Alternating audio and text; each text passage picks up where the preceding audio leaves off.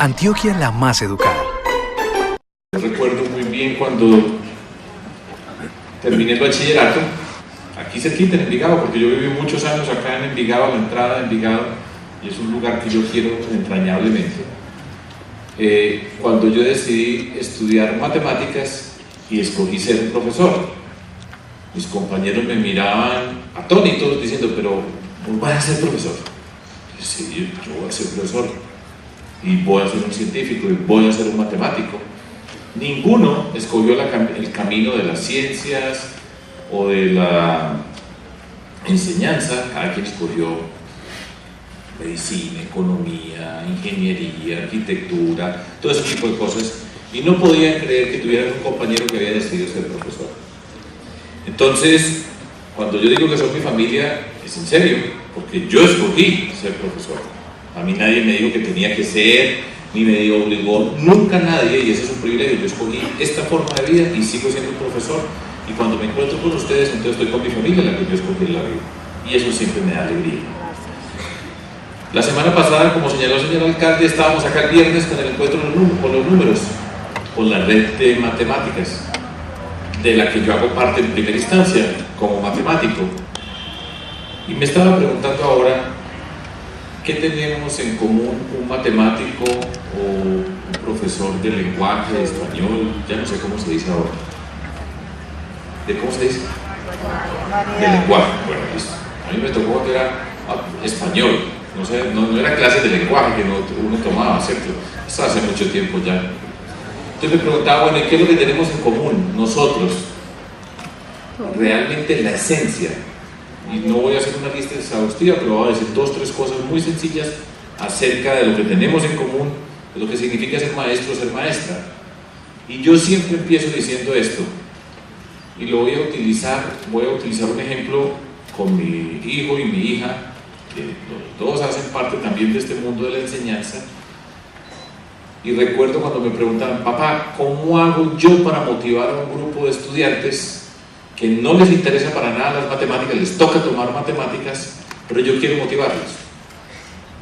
Me acuerdo cuando me preguntó mi hijo eso, la primera vez que me tocó dar clases, en el sentido de pararse enfrente de un salón. Y yo le dije, hijo, para mí la mejor motivación que ha existido en la vida, y voy a decir lo que no considero que sea lo fundamental, porque uno puede buscar ejemplos para que cómo se puede utilizar la matemática en la vida diaria o en un lenguaje que sea accesible a todo el mundo, o un problema muy básico para sobre eso tratar de motivar. Para mí, la motivación más importante que cualquiera de nosotros puede ser es cuando se para enfrente de un tablero. Yo todavía soy de pararme enfrente de un tablero, todavía soy de tiza. Yo recuerdo ese placer gigantesco de coger una tiza en la mano y pararse enfrente de un tablero y empezar a escribir. Para mí es un placer gigantesco.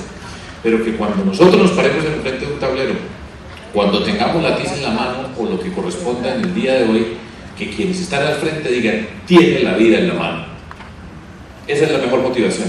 Cuando veo uno una persona enfrente que empieza a explicarle con ese gusto, con esa pasión, decir, esa emoción, estoy haciendo algo extraordinario. Cuando yo me paraba a dictar mis clases de matemática, los teoremas que estaba demostrando eran lo más bello que había en el planeta Tierra, en la humanidad. Y era un gusto gigantesco de explicar y de comprometerme con quienes estaban enfrente a hacerles partícipe de algo maravilloso, mágico, extraordinario. Para mí esa es la mejor forma de motivar. Podemos buscar mecanismos, hay técnicas de todo tipo de cosas, pero cuando uno tiene enfrente un ser humano que tiene la vida en la mano, cuando toma una tiza y empieza a comunicarse con las personas, yo creo que esa es la mejor forma de comunicar. Porque dicen, ¿y cómo puede ser que este señor tenga la vida en la mano? Que se sienta cuando estamos en un tablero ese gusto, esa alegría de ser maestras, maestros de lo que estamos enseñando.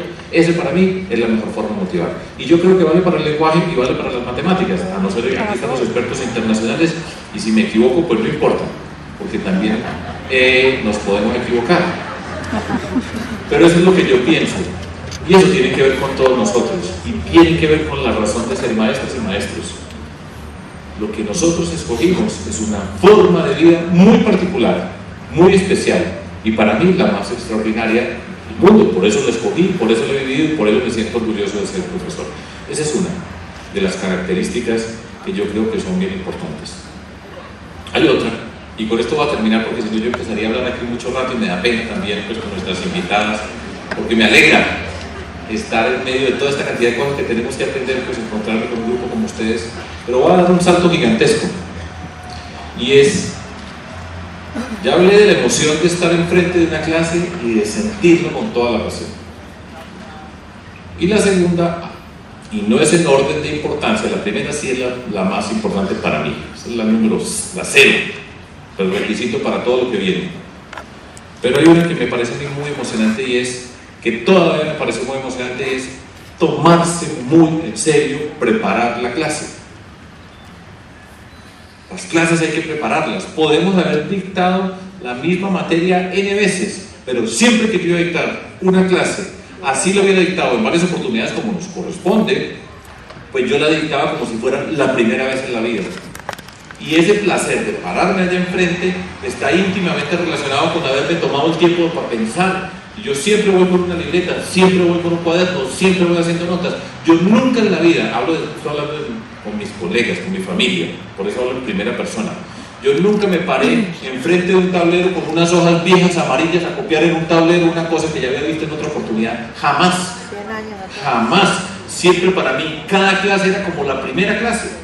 Y me preparaba y pensaba y volvía y revisaba los teoremas, los argumentos, las ideas y volvía y miraba por otro lado y sentía un placer gigantesco preparando clase. Hay veces que nosotros estamos agobiados, que tenemos problemas, eso es natural en nuestras vidas, por supuesto, pero para mí preparar la clase siempre fue también parte de la magia de ser maestro, ser maestra. Imaginarme cómo voy a presentar esto. Ya lo he presentado en otras oportunidades, pero cada día volvía a presentarlo. Yo botaba las notas. Cuando terminaba, las botaba para volver a empezar a hacerlas. Y seguro que había muchas cosas que eran la misma, por supuesto, pero ese placer de preparar la clase es extraordinario.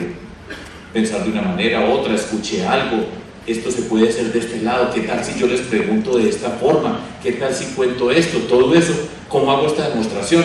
Lo primero que le puedo preguntar yo, aquí está este enunciado, ¿ustedes qué entienden? En fin, todo era un placer para preparar una clase. Y yo creo que eso vale igual para ustedes.